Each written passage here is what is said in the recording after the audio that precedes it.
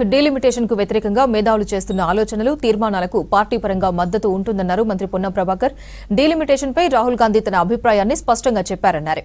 BJP నేతలకు చిత్తశుద్ది లేదని fire అయ్యారు. హైబ్రిడ్ పద్ధతిపై చర్చ జరిగితేనే కదా మంచిదా కాదా అని తెలిసేదని చెప్పారు. ఏకపక్షంగా బిల్లులు పెట్టి ఆమోదించడం సరికాదన్నారు పొన్నం ప్రభాకర్. బలం ఉందని ఇష్టం వచ్చినట్టు చేస్తే కుదరదన్నారు పొన్నం. కొంత సమాజం మీద అవగాహన, సమాజంలో జరిగే మార్పులపై నిస్సంకోచంగా వారి అభిప్రాయాలను చెప్పేటువంటి అందరూ కూడా ఒక వేదికగా కూర్చొని దేశంలో జరుగుతున్నటువంటి పరిణామాలైనటువంటి డిలిమిటేషన్ తదితర ప్రక్రియలకు సంబంధించి వాళ్ళ అభిప్రాయాలు చెప్పినారు.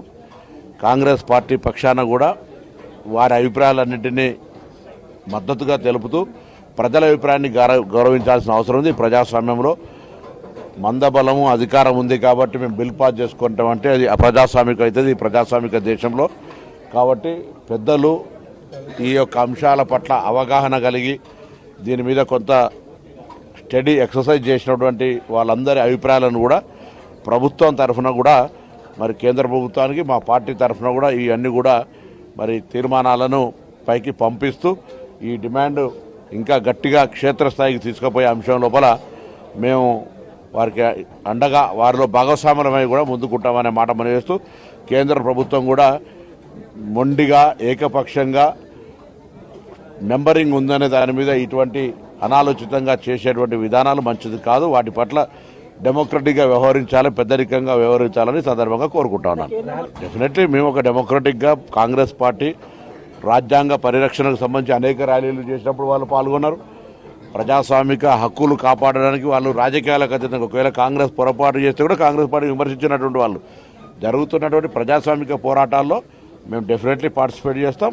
వాటికి సంబంధించినటువంటి సానుకూలంగా వారికి అందరికీ అండగా ఉండేటువంటి ప్రయత్నం చేస్తాం. వాళ్ళు ఈ యొక్క డిలిమిటేషన్ ప్రక్రియ దక్షిణ భారతదేశంకు లేదా ప్రజల ఆకాంక్షలకు భంగం కలిగే విధంగా ఉంది కాబట్టి వాళ్ళు చేసేటువంటి ఒక డెమోక్రటిక్ ప్రొటెస్ట్ను డెఫినెట్లీ బాగుండాలని కోరుకుంటాం.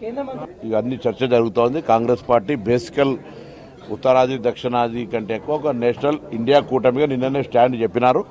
తప్పకుండా ఆ అంశాల మీదనే వాళ్ళు కుల జనగణన జరిగిన తర్వాత డిలిమిటేషన్ చేయాలా, మహిళా రిజర్వేషన్ చేయాలా, లేకపోతే వాళ్ళకు ఉండేటువంటి ఇష్టాల ప్రకారంగానే చేయాలనేది కొంత చర్చనీయాంశం కాబట్టి ఆ విధంగా ఉండాలని సందర్భంగా కోరుకుంటాం. మేము తెలంగాణ ప్రజల పక్షాన ఒక అనుమానము, ఒక అన్యాయాన్ని జరిగే అంశాన్ని లేవనెత్తుతున్నాం.